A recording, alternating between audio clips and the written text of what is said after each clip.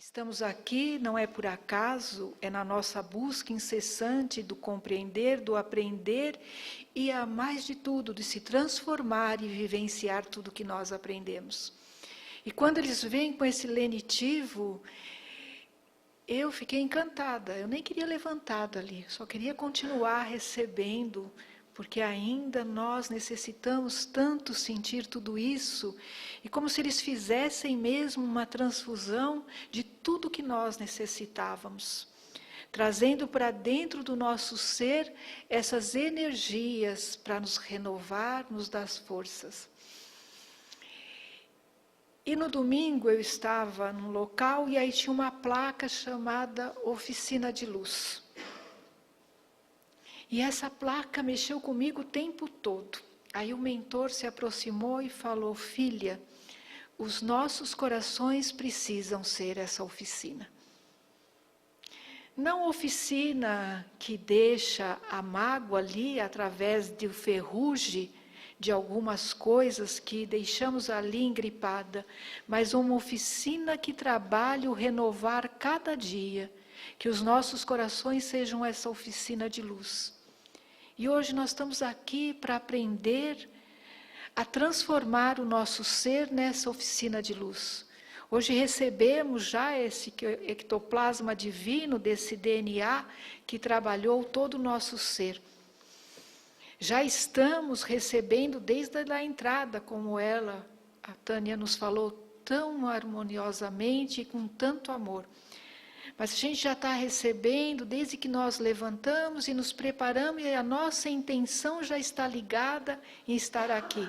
E eles já vão nos preparando o dia inteiro, porque nossa intenção já é estar aqui. E quando a gente chega naquela entrada, existe uma energia que transforma do fora para dentro. Nós passamos, sabe, um banho, um jato divino, que já nos purifica, já tira tudo aquilo que nós viemos carregado, a gente já vai entrando, o sorriso, o abraço, o dar as mãos, o subir a escada, nós já chegamos diferente. Então é esses olhos que nós temos que ter, os olhos que enxergam muito além do que a matéria. É disso que Jesus falou, de ouvidos de ouvir e olhos de ver. Porque nós temos olhos de enxergar, enxergamos aqui. Mas se nós pararmos, respirarmos, não é com os olhos físicos, vamos ter abertos nossos olhos espirituais e vamos ver a quem.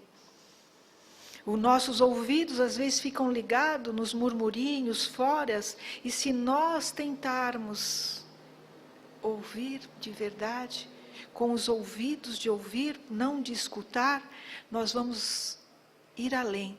E é no silêncio que Deus fala conosco. E é no silêncio que nós também respondemos a Deus. E é nesse silêncio que a gente vai ouvindo a oração dela, e nós vamos desdobrando, porque nós deixamos o corpo físico aqui e já estamos no outro plano desdobrado. E olhamos a casa de outro ângulo, oficina de luz, que trabalha todos os seres na transformação do melhor. Nós estávamos estudando por uma palestra que nos convidaram sobre cura dos traumas sentimentais. E eu brinquei e falei, nossa, mas eu não sou psicóloga, né? Para falar de cura de traumas sentimentais, o que nós vamos curar se eu não sei nem a essência do trauma? E aí encontrei um livro de Júlio Pérez, um psicólogo que trabalha no transpessoal e que escreveu um livro maravilhoso e chama Cura dos Traumas. E aí ele vai falando dos traumas e nós vamos entendendo que o trauma, quando nós sofremos, nós nem nos apercebemos. Quando nós temos um trauma, alguma coisa que é um embate, nós passamos por cima e fica registrado no nosso subconsciente imagens. Não inteira do fato, mas imagens. E aí, de vez em quando, uma imagem vem para o nosso consciente. Quando essa imagem vem, como nós não detectamos do que é, sentimos uma angústia, porque o nosso ser sabe do que vem. E ao sentir aquela angústia, nós tentamos procurar do que vem. Por isso nós precisamos de uma ajuda espiritual e uma ajuda material. E aí nós não detectamos, e às vezes são coisas da infância, coisas que nós não nos apercebemos e vão vindo. Mas tem uma questão muito profunda nesses traumas que nós não sentimos, porque nós levamos a vida, temos que trabalhar, temos que fazer isso, e nós falamos, isso não é nada. Mas de vez em quando vem um apertãozinho. E aí, quando vem esse apertãozinho, nós diminuímos o nosso hormônio chamado cortisol, que é fabricado nas suprarrenais acima dos rins. As suprarrenais fabricam esse hormônio. Quando ele está baixo, nós temos estresse muito fácil.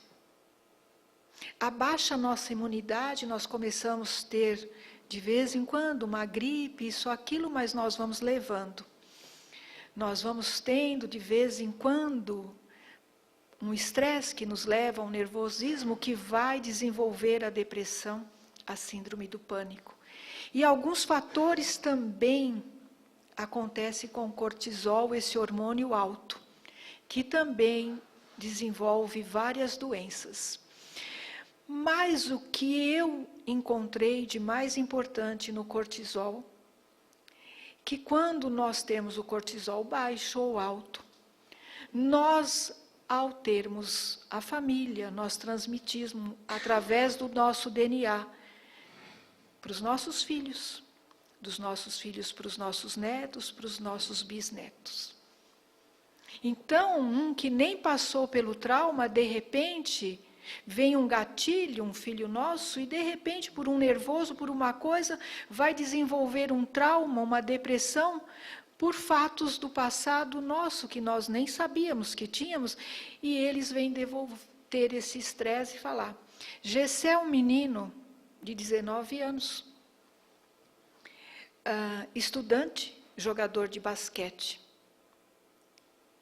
atleta, pleno de saúde e de luz. Uma noite acorda com muito frio e sem conseguir dormir. Daquele tempo, até mais de 20 anos, passou por diversos médicos. Não conseguia dormir. Não conseguia dormir, teve que trancar a faculdade. Já não era mais jogador de basquete, porque suas forças vão, e quando ele chega no médico, já como um velho, suas pernas arqueadas, os olhos muito roxos pela falta de sono, e o médico começa a conversar com ele. Por isso, conhecer a doutrina que nos leva. E esse médico trabalha exatamente com todo esse conhecimento do ser integral, assim como Joana nos coloca. E falando com ele, diz assim, aí conta o que aconteceu. E ele fala, uma noite acordei, não consegui dormir mais depois dessa noite. Virei, e assim foram as noites de insônia. Mas qual o sentimento que ele teve? O primeiro, frio. Aí o médico, já intuído, pergunta assim, o que aconteceu de frio na sua vida? Nada. Você já viajou para fora? Não, nunca tive. E aí, depois, conversando com a mãe do rapaz, se descobriu que ela tinha um irmão e ela recebeu o telefonema que ele estava numa nevasca. Ficou preso e dentro de exatamente de uma cabana e não conseguia sair. E o rapaz não conseguia dormir, porque com medo de dormir e ter hipotermia. E quando ela falava no telefone, o filho pequenininho perto, o Gessé, só ouviu e sentiu tudo aquilo. O tio teve a sua desencarnação lá, passou, ele era criança, nada. Mas ele sentiu aquele trauma que a mãe sentira. Depois, por um gatilho, por um nervoso, aos 19 anos, teve as mesmas sensações. Porque ele recebeu e teve tudo aquilo. E aí foi tratado, voltou a dormir, voltou à sua vida normal. Então nós levamos coisas para os nossos filhos, para os nossos netos, sem nem mesmo saber, numa palavra, num escutar, num passar pelo nosso DNA. E o mais importante de tudo isso é que essa consciência cósmica chamada Jesus nos ensinou. E eu sempre procurava o que ele quis dizer com isso. Quando ele dizia, quando lhe perguntavam, quando via alguém com algum problema e perguntava, foi o pai, foi a mãe? Por que está respondendo? Ele falava, vai responder até a 3ª e a 4ª geração. E eu não entendia, eu falava, será que sou eu que vou estar reencarnada já? Porque o outro não responde por mim, pelos meus erros. Ninguém vai responder. Eu sou responsável pelos meus atos, pelas minhas ações, mas Jesus já falava na profundidade de que eu ia ter uma mudança no meu DNA por causa do cortisol e até a 3ª ou 4ª geração ia responder por isso.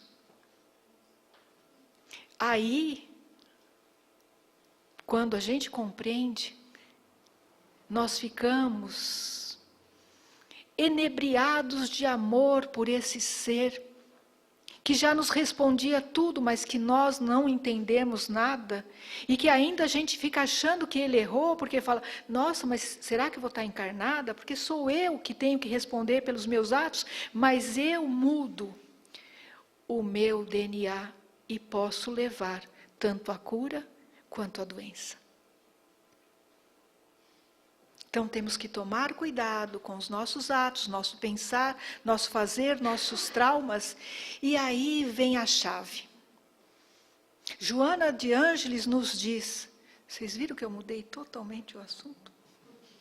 Joana de Ângeles nos diz que toda cura provém de Deus. Toda cura provém de Deus. E aí ela nos lembra que João, o evangelista, diz que Deus é amor. Se Deus é amor e toda a cura provém de Deus, por que nós não estamos nos curando? Porque estamos longe ainda de aplicar os mandamentos que Jesus nos ensinou. Amar a Deus sobre todas as coisas e ao próximo como a ti mesmo. É falta absoluta de amor. Do amor que respeita, que compreende, que vê a perfeição em cada ser, porque a essência divina reside em cada ser. E amar é isso, compreender que mesmo que nós estejamos por ser feitos perante os olhos de Deus, que não tem passado, futuro, não tem tempo, Ele já nos vê perfeitos. E por que eu não posso ver que meu irmão na caminhada dele está já buscando a sua perfeição?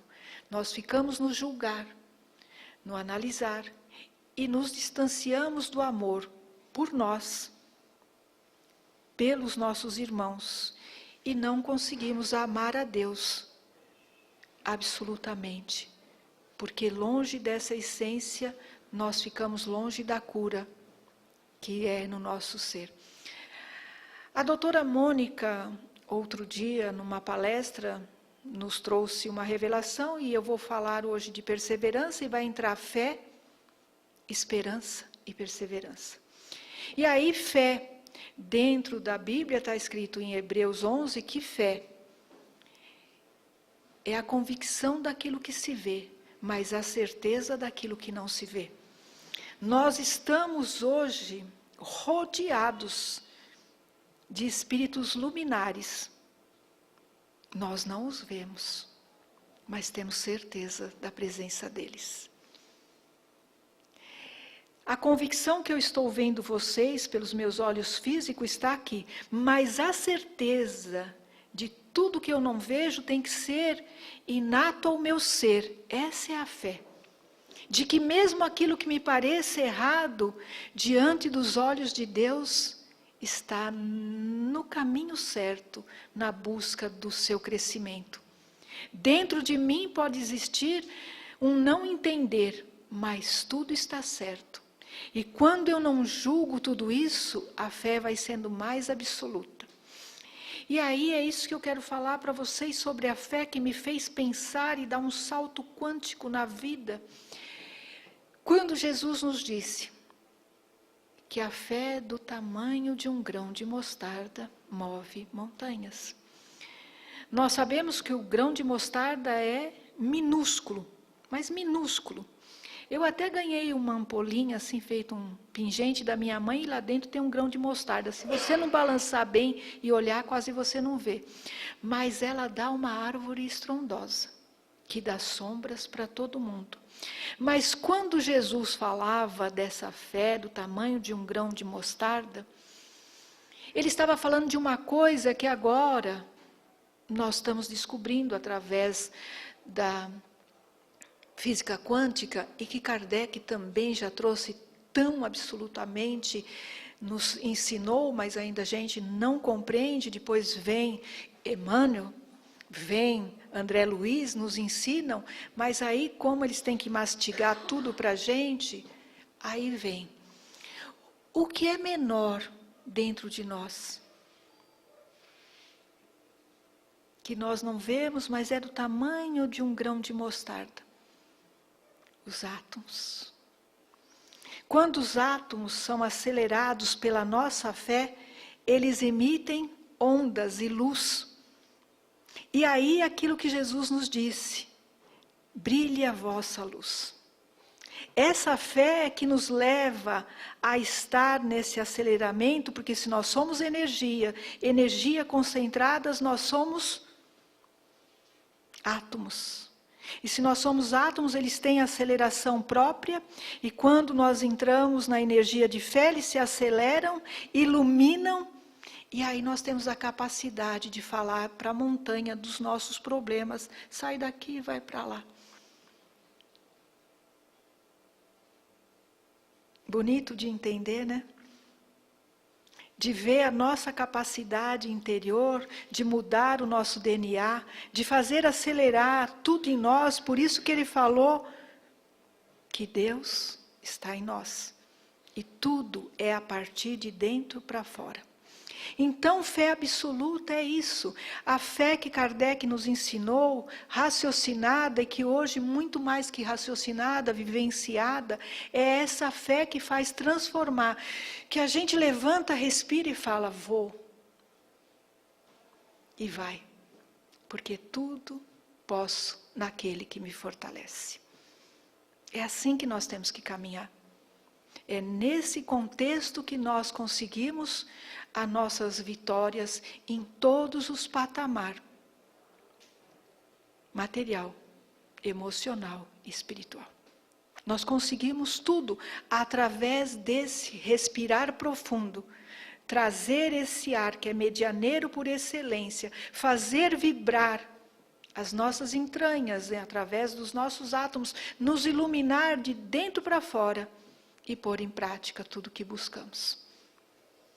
O Evangelho é a receita essencial. Aplicar tudo. E a esperança? O que é a esperança? Não é do verbo esperar, porque esperar é ficar parado. Parado, tudo que é parado, água parada apodrece.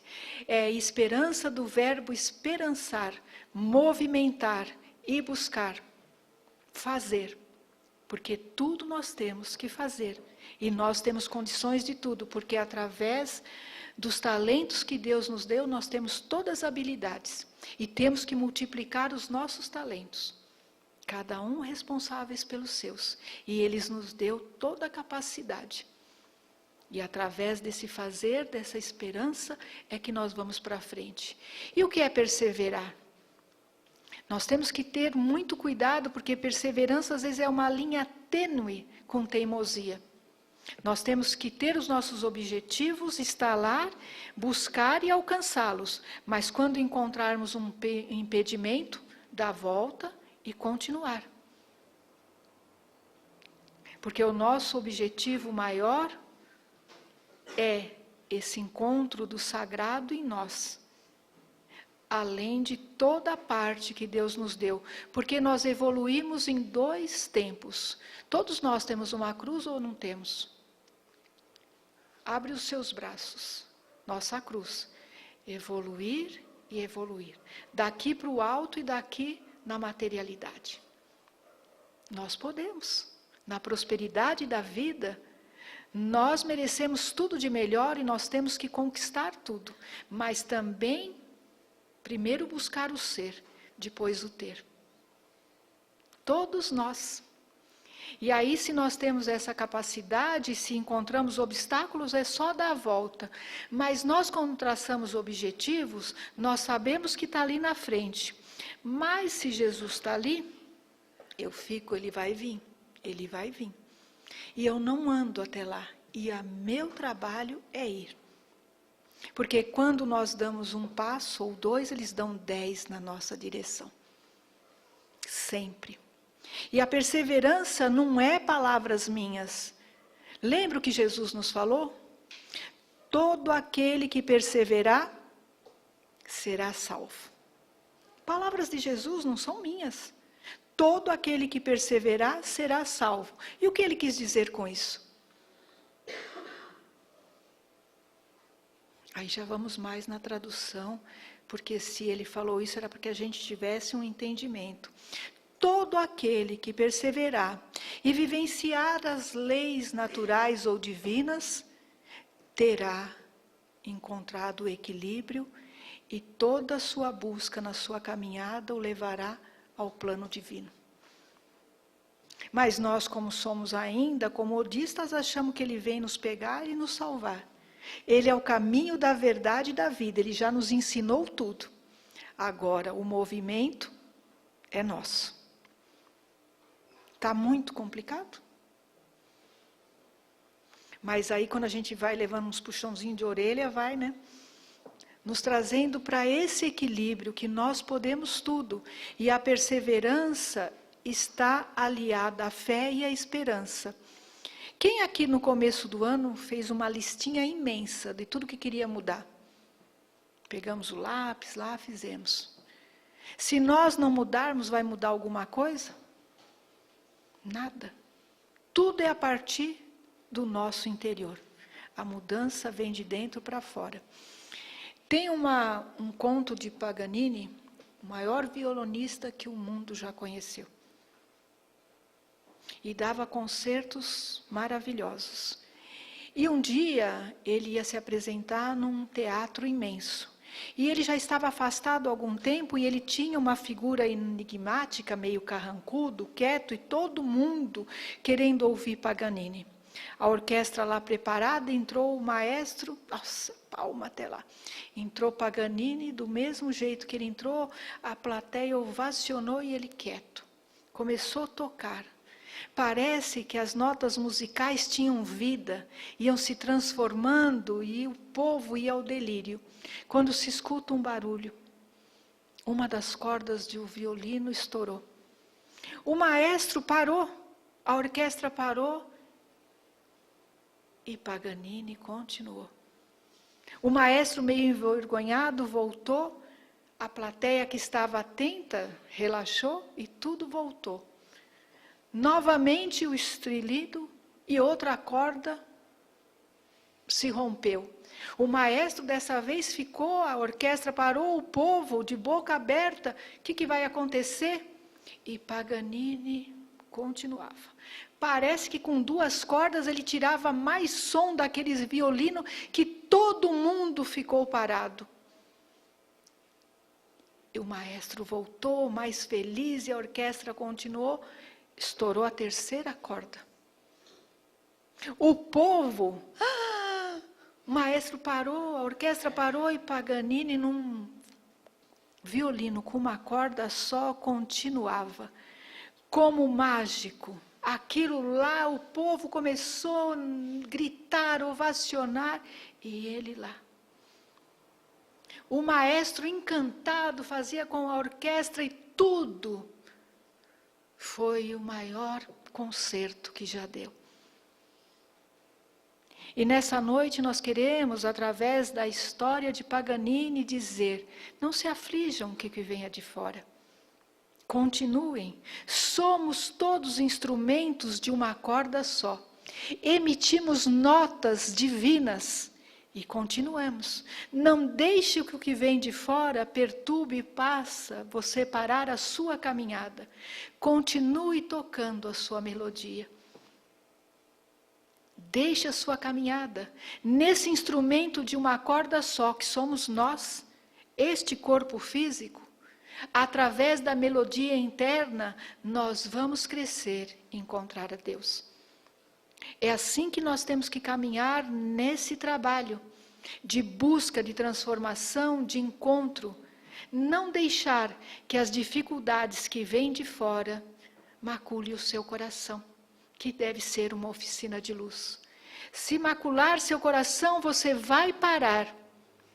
E vai ser difícil, novamente, buscar e continuar. Tudo que vem de fora está nos transformando, está. Hoje em dia nós temos, como o nosso querido Sérgio Felipe diz, o que para todos nós é a reclamação. Todos nós, quando reclamamos, ficamos como hipnotizados, na mesma lamúria. Sabe quando um disco encrenca? E ficamos hipnotizados e não caminhamos. E agora eu pergunto para você, tudo o que está acontecendo nesse país está nos deixando hipnotizados? Nós estamos reclamando o tempo todo, e reclamar é clamar duas vezes. No clamar, ao contrário.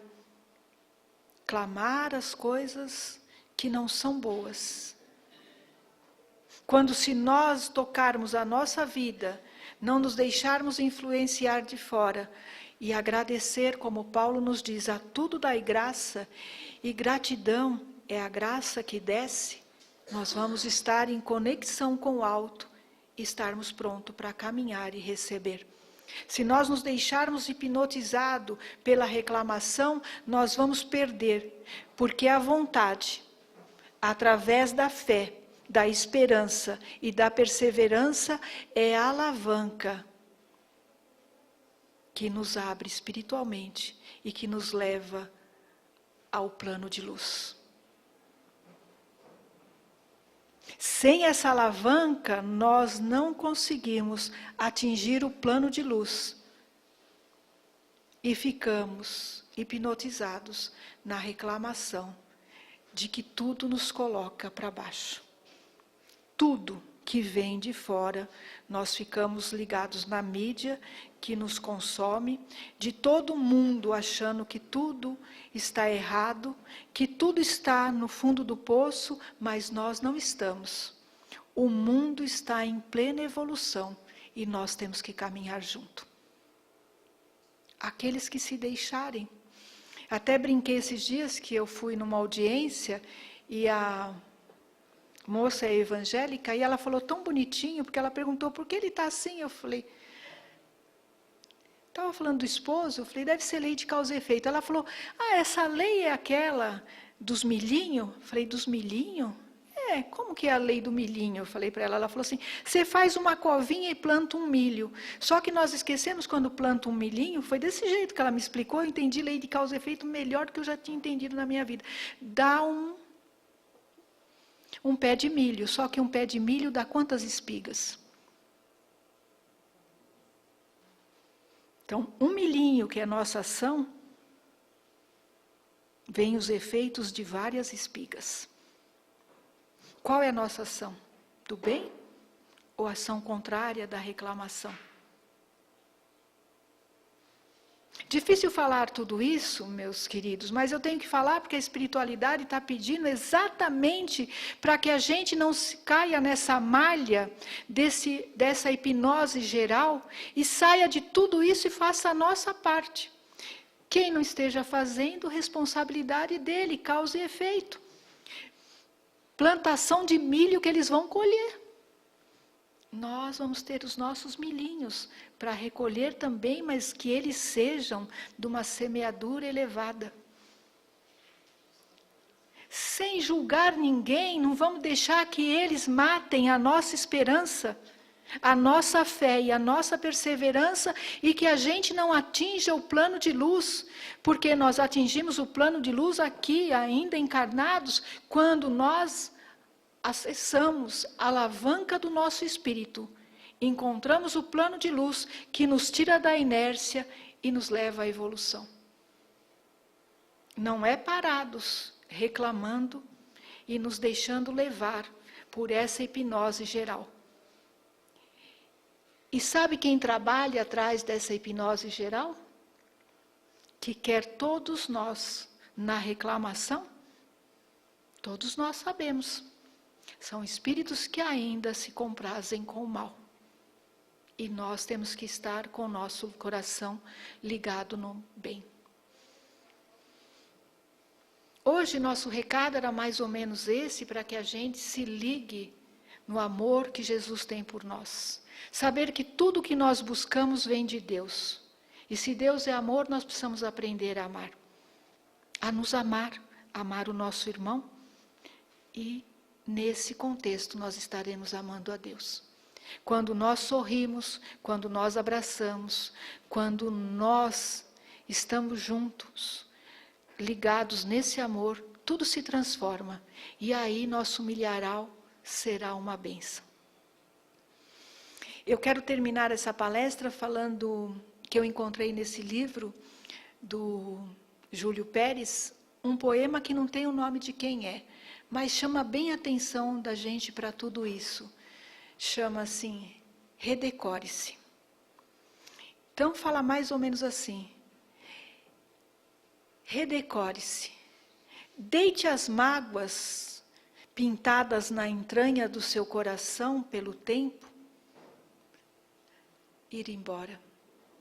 Espane o rancor do seu coração. Busque no fundo do poço a força que você tem e que ali ficou enterrada. Dê umas pinceladas de otimismo e de luz no seu coração. Põe um sorriso no rosto e mostre resplandecente a fé, a força e o amor que habita dentro de ti. Porque se Deus é dentro de ti, o amor resplandece no seu ser. Muita paz.